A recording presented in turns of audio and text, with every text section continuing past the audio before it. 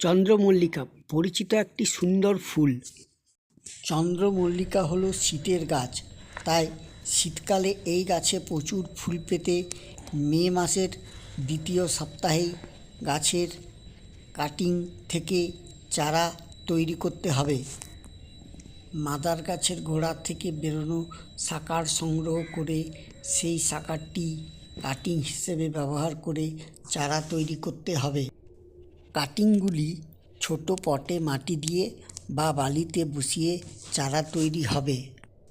চারা তৈরির সময় অবশ্যই শাখাগুলিকে ফাঙ্গিসাইড যুক্ত জলে ধুয়ে নিয়ে তারপর শাখার ডগায় কাটিং এড পাউডার অবশ্যই লাগাতে হবে। কাটিং এড পাউডার লাগানোর পর গাছের যে ডগার অংশ, সেই ডগার অংশ মাটিতে বা বালিতে পুঁতে দিতে হবে। আমি এই শাখাটি একটা ছোট্ট 2 ইঞ্চি পটে রোপণ করব। অবশ্যই কাটিং এড পাউডার লাগানোর পর নর্মাল মাটি বা বালি দিয়ে পাত্রটি ভরে নিয়ে সেই পাত্রের মধ্যেই এই শাখাটি রোপণ করব। বড় পাত্রে বালি দিয়েও একসঙ্গে অনেকগুলি শাখা বসিয়ে চারা তৈরি করা যায়, কিন্তু আমি এইভাবেই করে থাকি। 2 ইঞ্চি পটে মাটি ভরে নেওয়ার পর মাঝখানে একটা কাঠি দিয়ে মাটিতে ছিদ্র করে নেব। তারপর ওই ছিদ্রের মধ্যেই আলতো করে শাখাটি বসিয়ে দেব এবং খুব সুন্দর করে শাখাটির চারপাশের মাটি ভালোভাবে টিপে বসিয়ে দেব। শাখাটি ভালোভাবে বসে গেলে অবশ্যই এই শাখাটির গোড়ায় জল দিয়ে মাটিটি ভিজিয়ে দেব। পাত্রের মাটি ভালোভাবে জল দিয়ে মাটিটি পুরো ভিজিয়ে দেব এবং এইভাবেই এই গাছটিকে একটি নিরাপদ জায়গায় ছায়াযুক্ত স্থানে রেখে দেব 15 দিনের জন্য। প্রতিদিন নিয়ম করে অবশ্যই জল দেব। 15 দিন পর শাখাটি থেকে নতুন শিকড় বের হলে ওই শাখাটিকে এইরকম 4 ইঞ্চি বা 6 ইঞ্চি পটে রোপণ করব। এখান থেকেই শুরু হলো চারাটিকে ছোট থেকে বড় করে তোলার অঙ্গীকার। 1 সপ্তাহ বা 2 সপ্তাহ পর গাছটি যখন গ্রোয়িং পিরিয়ডে আসবে তখন থেকেই শুরু হবে গাছের পিঞ্চিং করা। গাছে যে সকল নতুন নতুন শাখা প্রশাখা বেরোবে তার প্রত্যেকটিতেই 2টি পাতা রেখে পিঞ্চিং করে যেতে হবে। এই পিঞ্চিং করা চলতে থাকবে নিয়মিত। ডিসেম্বর মাসে ফুলের কুঁড়ি আসার আগের মুহূর্ত পর্যন্ত এই পিঞ্চিং চলতেই থাকবে।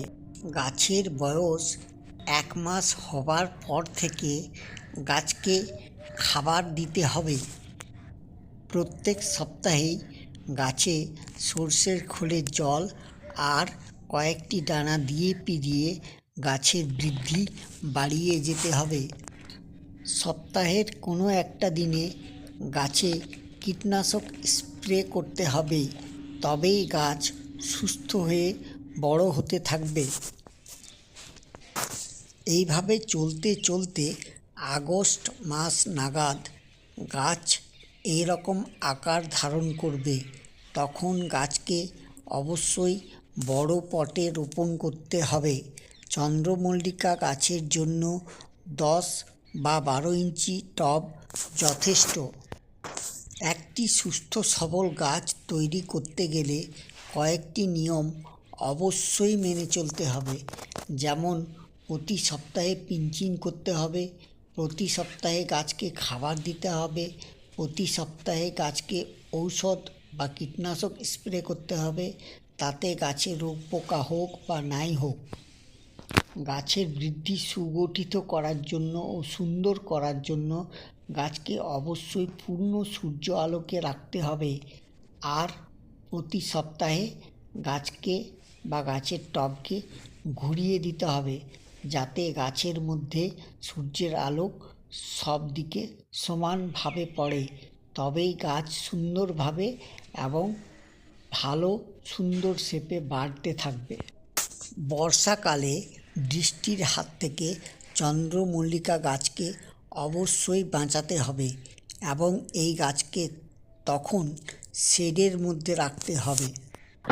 বর্ষার অতিরিক্ত বৃষ্টির জেরে গাছের গোড়ায় জল জমে গেলে গাছে ফাঙ্গাসের আক্রমণ হবে আর গাছ একবারে নষ্ট হয়ে মারা যাবে।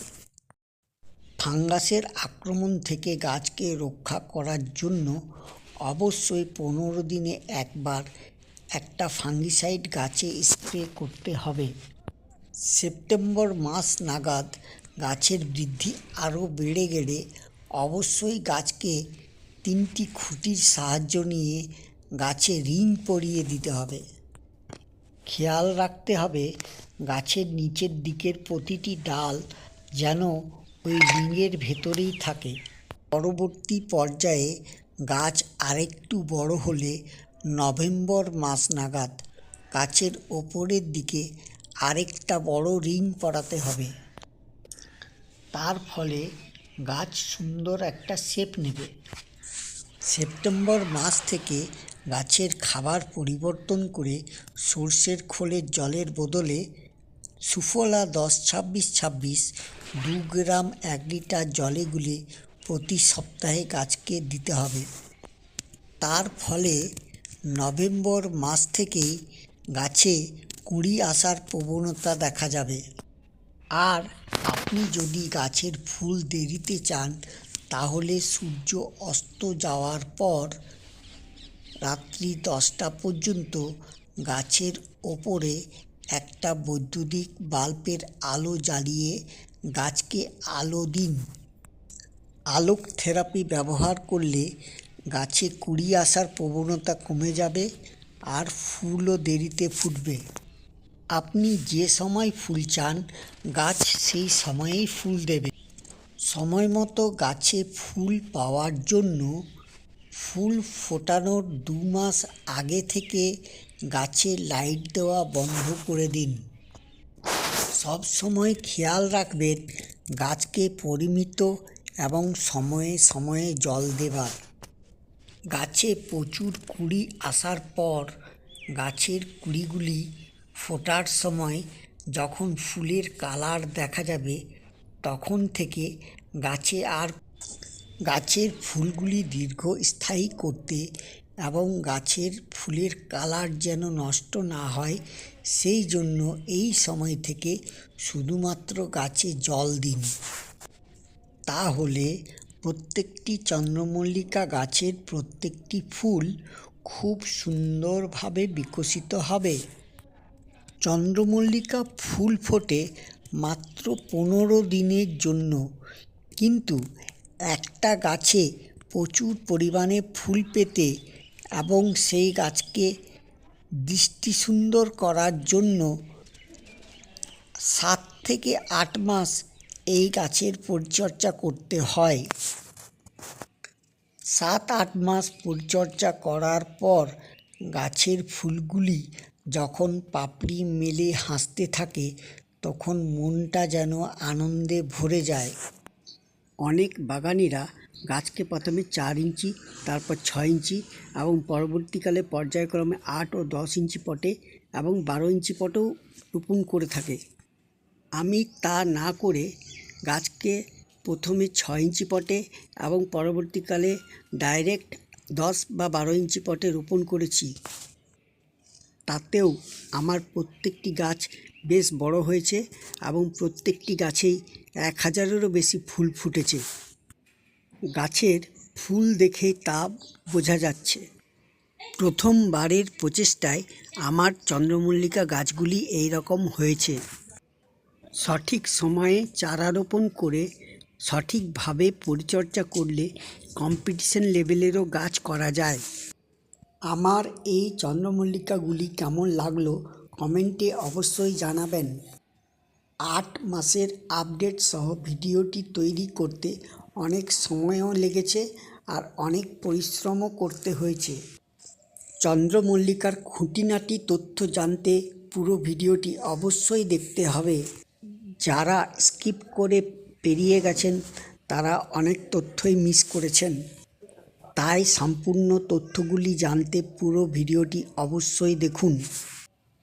যারা গাছ লাগাতে ভালোবাসেন আমার দেওয়া ভিডিওগুলি তাদের কাছে ইনফরমেটিভ হতে পারে, তাই আমার দেওয়া ভিডিওগুলি ভালো লাগলে অবশ্যই ফলো দিয়ে পাশে থাকবেন। ধন্যবাদ।